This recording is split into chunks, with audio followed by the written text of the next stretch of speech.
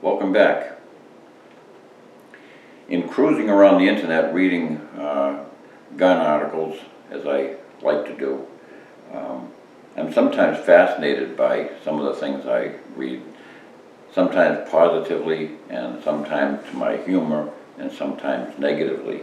But I happened across an article a little while ago written by somebody who was, I guess he's considered to be a fairly popular writer online. I've only seen his articles online, but he made a statement that was rather interesting and kind of revealed, I think, that perhaps he's not as knowledgeable as he purports to be. He said that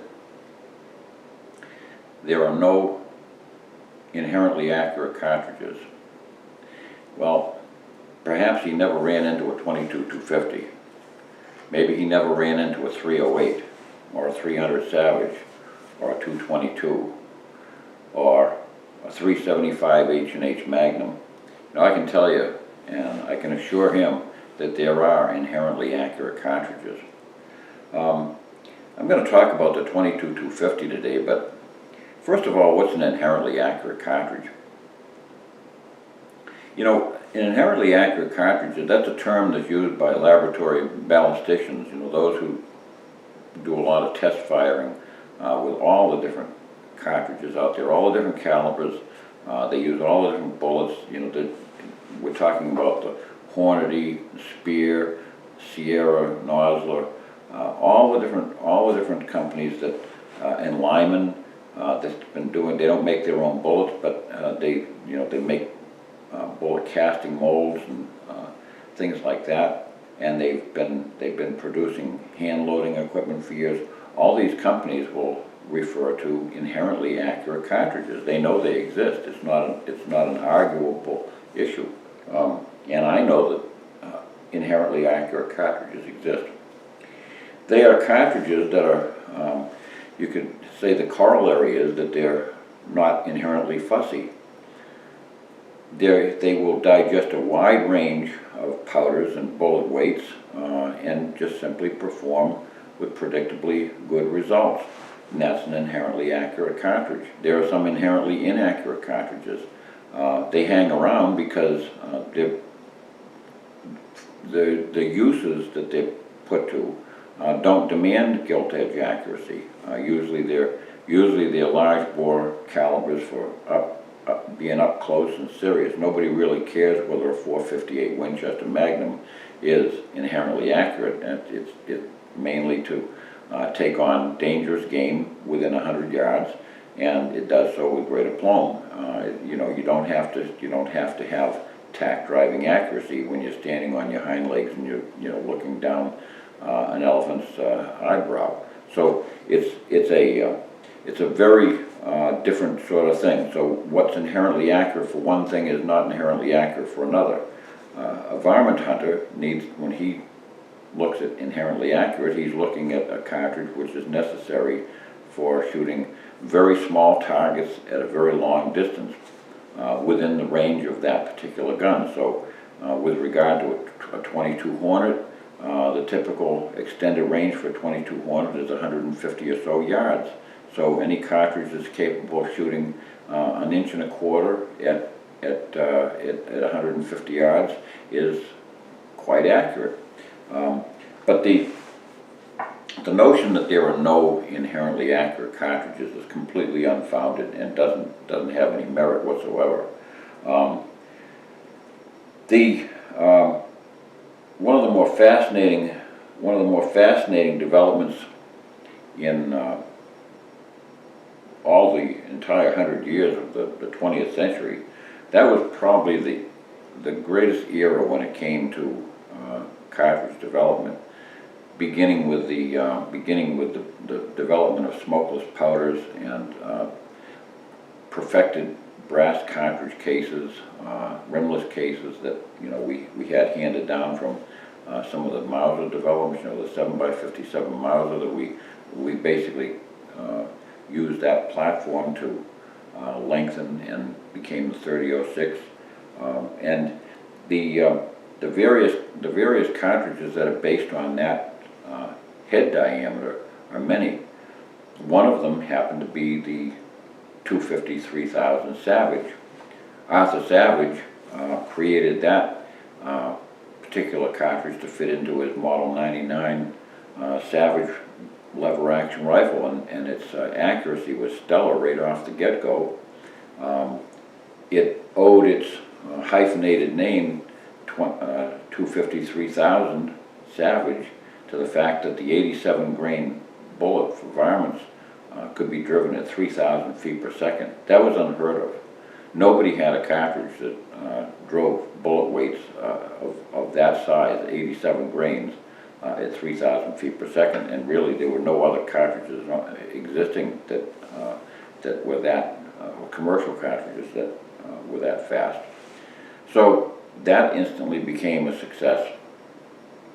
And around about 1933 or so, the history, the details of the history of the 22-250, there are a lot of mini histories out there regarding it, and the most, I would say, the most credible one that I know of, I believe, was by Vernon Spear, who handed down, and he would have been around at that time to have known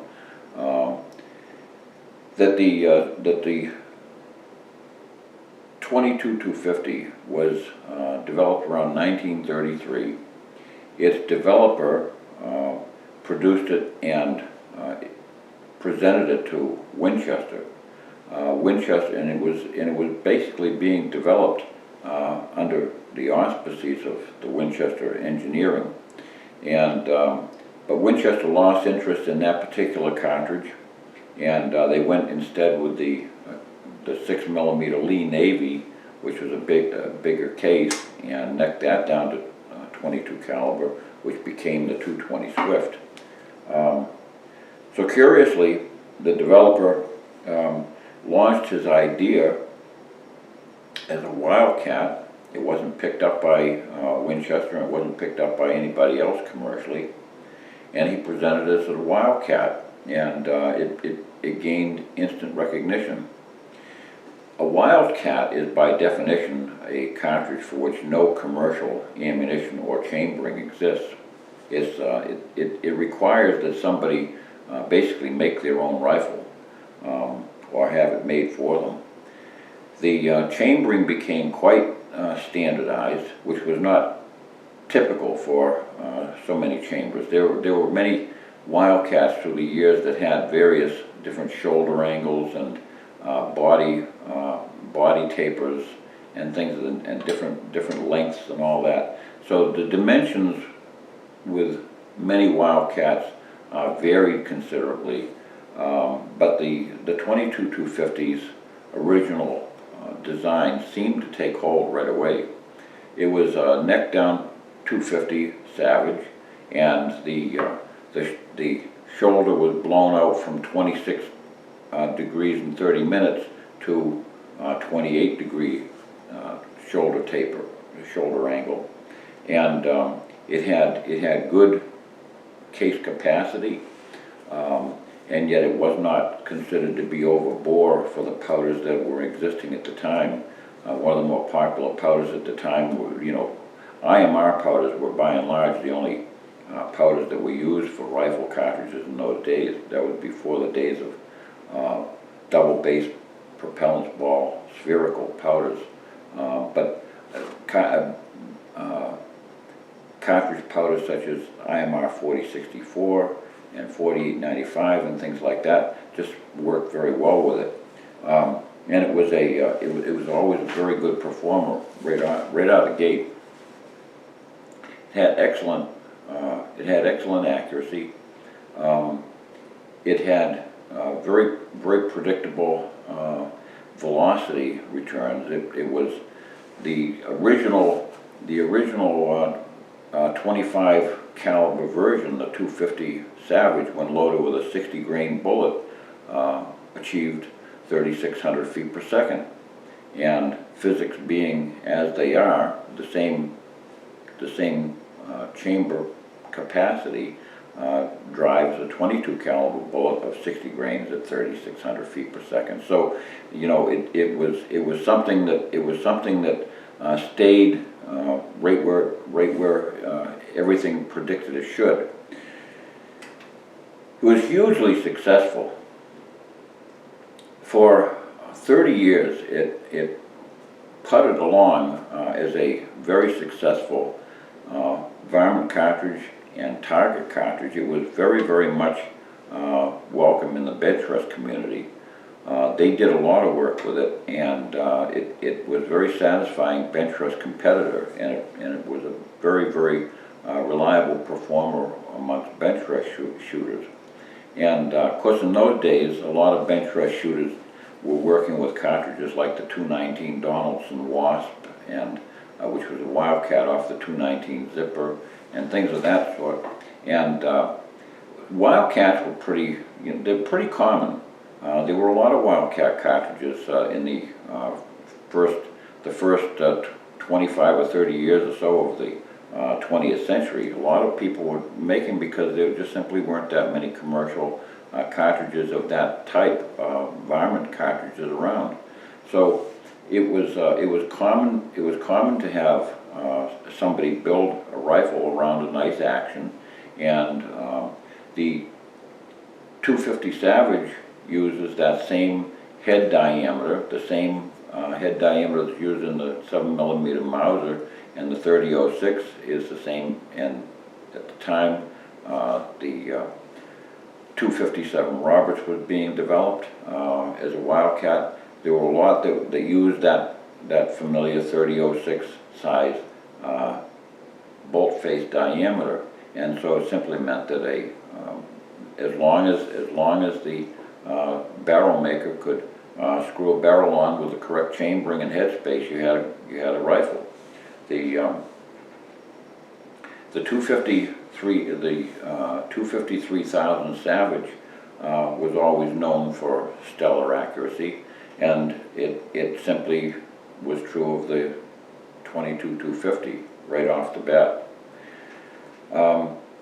The 22-250 is a notable performer accuracy-wise, and it is a consistent and inherently accurate cartridge.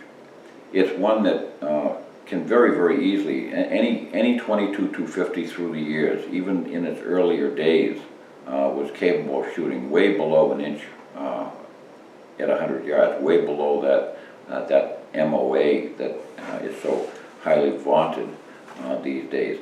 That's no new news for a 22-250. 22-250 has been doing that for many, many, many years, for 80 years. The typical accuracy for a varmint grade gun, 22-250, has always been closer to a half an inch than an inch, and it's not uncommon for even some of the earlier commercial versions right off the shelf to shoot less than half inch all the time. The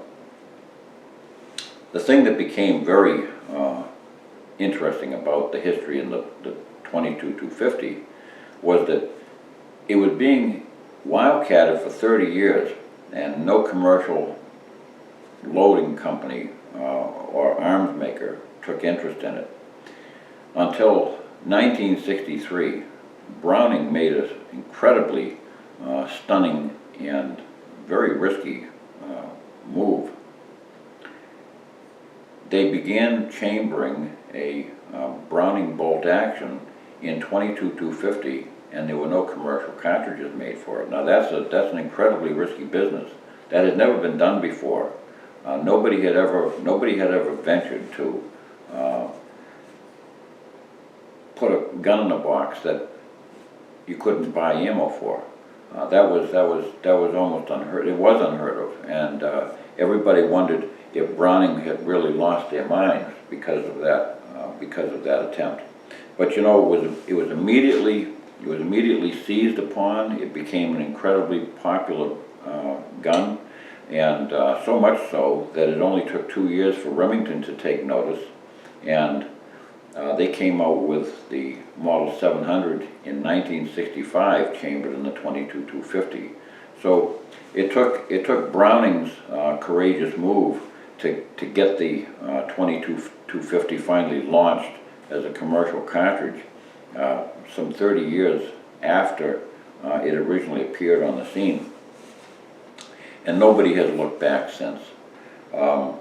This particular rifle right here is a 50th anniversary edition of the Remington Model 700. It's a limited edition. It was only produced in 2015, 1965 to 2015, 50th anniversary, 22-250 Remington. You can see there's the logo on the front. There's the depiction of the cartridge, and it's kind of nice. I let my 22-250 go perhaps over 25 years ago. I let it slip through my fingers on a half-hearted moment that I soon regretted. I had a 1976 bicentennial edition of the Ruger Varmint model that it was a really accurate gun. I have many groups that I still have on hand that I fired with that were in the 3/8 of an inch class, and even some of them even less. That was an incredibly fine shooting gun. Whoever got that gun got a nice prize with a 16 power loopholed scope with a fine target crosshairs. And I finally loosened up and I decided that I had to have another 22-250 after all these years. There's still nothing like being able to reach out as far as you dare to shoot and hit targets reliably. Shooting at golf balls at 300 yards with a 22-250 is no great feat. It's one of those cartridges that can do that, and there aren't too many around that can claim that. And it's and to be able to have a gun that will do it with a wide variety of powders without it being overly fussy. It does have a particular powder that I found that with this gun here, I found that reload of 15 is just an extremely accurate and consistent powder in it. But I've also found that the traditional powders like IMR 4064 it works well. There are different ball powders. Years ago I used Winchester 760 and 748 ball powder, and those powders they're still around. Hodgdon makes their own variations and versions of them, the H414, and H380. Those are all stellar powders with it, and it's a very, very fine performer across a broad range of powders, and virtually all bullet weights up to 60. This has got a standard 1 in 14 twist, and I should say this has got a 1 in 12 twist, which is a little quicker than the standard 1 in 14 twist. The 22-250 for most of its life has been chambered with a 14-inch twist barrel, and that will handily stabilize any of the lightest bullets all the way up to 60 grains, and some barrels with some loads will even stabilize 65 grain bullets, although that might be sometimes stretching the limit of its stabilization. 63 grain semi-pointed bullets tend to work very well because they still maintain a fairly short length. They're similar in length to a 60 grain bullet. It's the length of the bullet that gets that basically confounds the stabilization. So as a bullet becomes longer, it requires a quicker twist. Now I have not tried this 1 in 12 twist with the full range of bullet weights. So far, the heaviest bullet weight that I've shot with this is a 55 grain bullet, and yet it was a very long VMAX bullet, which has got a longer profile than most 55 grain bullets. It's a cartridge that does not have to be compared to anything else. Frequently people will wonder if it's comparable to the 220 Swift. Well, the 220 Swift is a cartridge all of its own. It's really, you know, it's a 4,000 foot per second performer, and that's where it's always been. It's always been a gun that was right up there with the top velocity for the bore diameter, and until recently with the super short magnums that have toppled it, it was always the strongest performer among the standard cartridges. But the 22-250 is not far behind it. It's close on its heels, usually within 150 to 200 feet per second throughout the range of bullet weights. And that actual difference in velocity does not really accomplish too much downrange in practical terms. A little bit, you gain perhaps another 40 to 50 yards for that 200 feet per second of velocity gain. But there's also, it comes with the well-known liability of somewhat greater barrel deterioration. That was what initially ceased production of the 220 Swift by Winchester, was that its reputation had gotten soured by gun writers who, for good or bad, claimed that it was eroding barrels in a hurried fashion. That can happen with all cartridges that are not carefully used. There's a progressive deterioration that ramps up as a cartridge is filled with more and more powder for a given bore diameter. There's no question about that. The more powder that has to be burned behind a bullet, and the more erosive that powder is, the quicker the deterioration occurs. So certainly, the 220 Swift was. It could be sometime numbered to 1,000 rounds before the barrel was gone. But you know, if a person has a 22-250 and just uses due care and doesn't become too aggressive, shooting too many shots at a given sitting, the barrel can last indefinitely. A 22-250 can certainly last for many thousands of rounds as long as somebody doesn't sit down at a prairie dog town and go through a coffee can of ammo every afternoon. That will kill the barrel. There's no question about it. Even with lesser cartridges, that sort of shooting does take a toll on a barrel. I've mentioned this before, and I'll say it again because I recognize that people don't watch all my videos. But one of the key signs of potential barrel deterioration is simply heat, physical heat. If your barrel cannot be grasped around the area forward of the chamber, you're threatening your gun. You're threatening it seriously. A gun barrel is a great heat sink. Just as a plumber plays a flame of his acetylene torch on a soldered,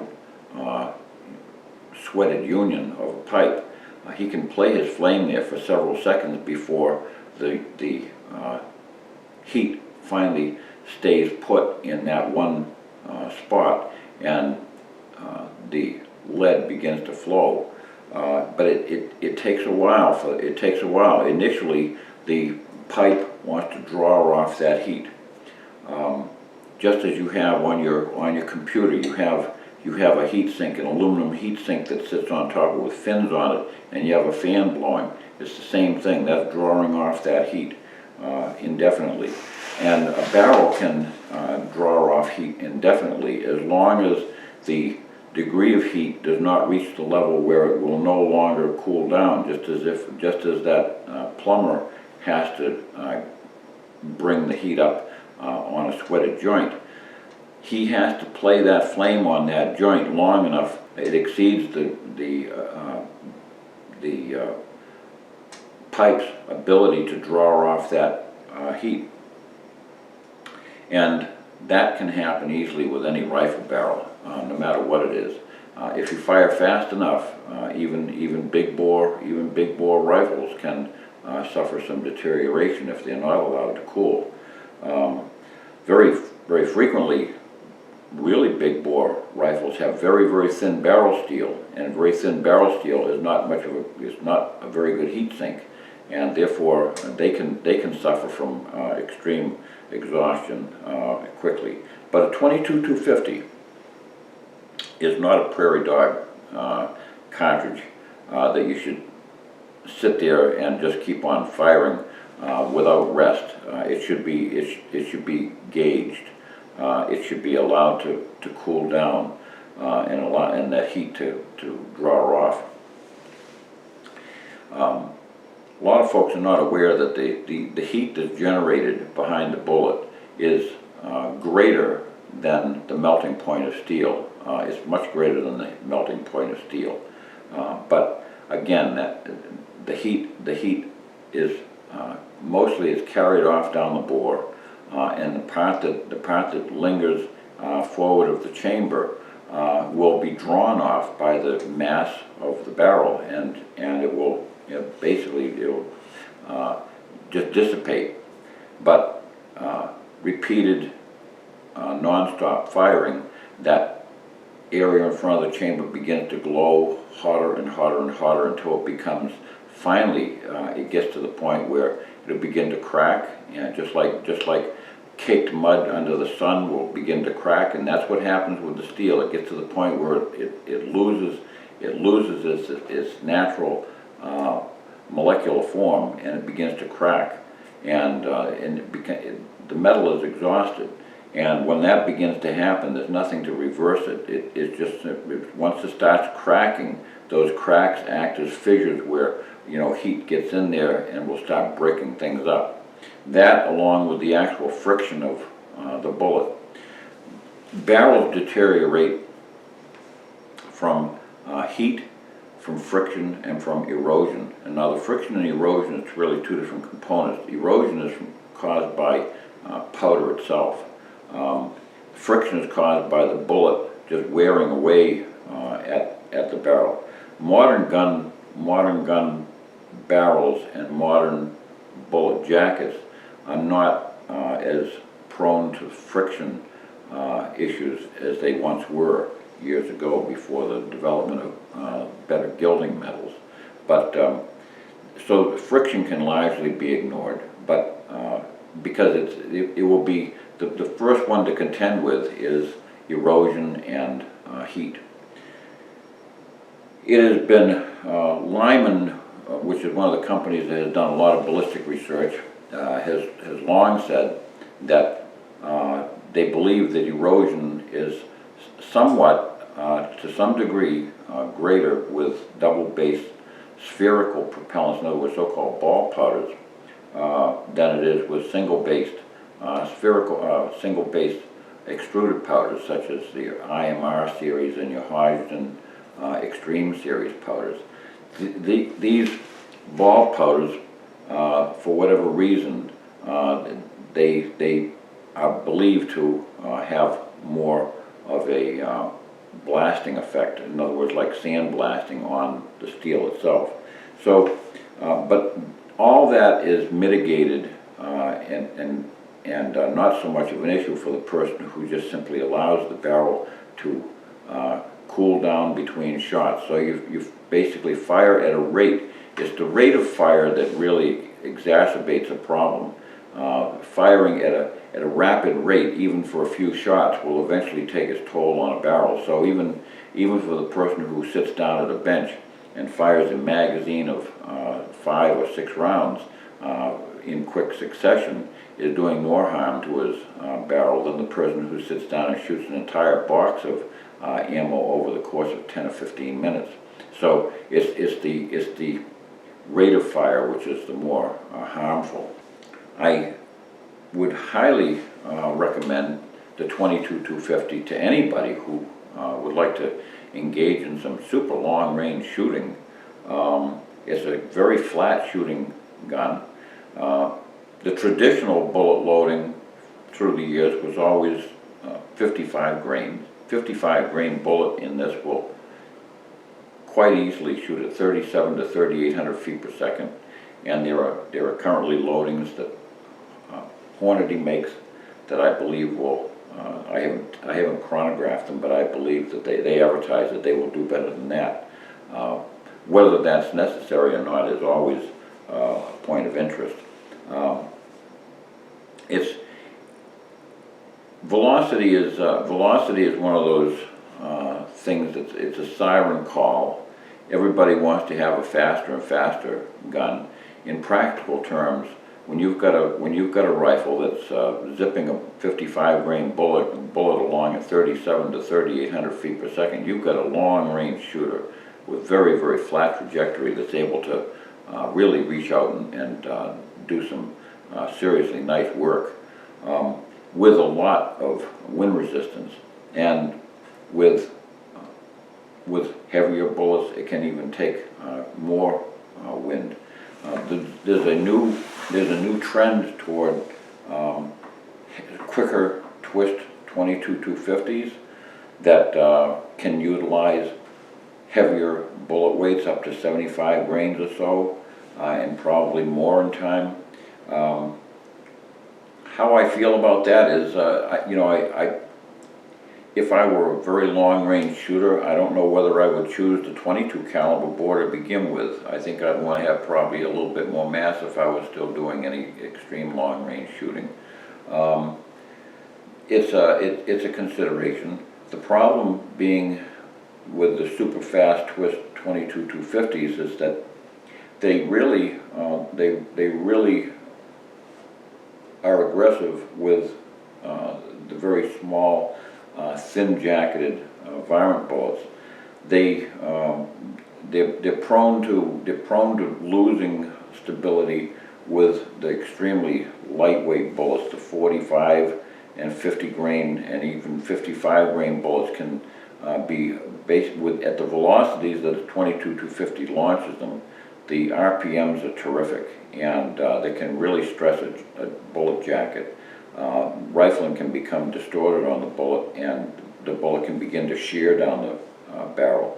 So it's a worthwhile thing for the person who wants to shoot extremely long bullets at extremely long ranges, but it really seriously cripples its usefulness with standard bullet weights.